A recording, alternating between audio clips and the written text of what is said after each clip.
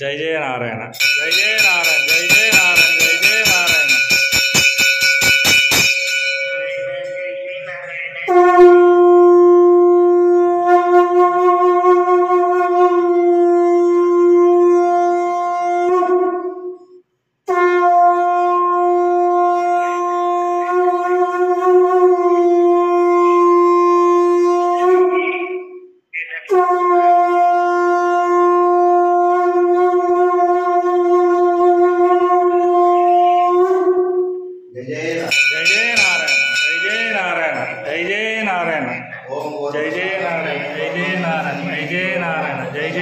జై జయ నారాయణ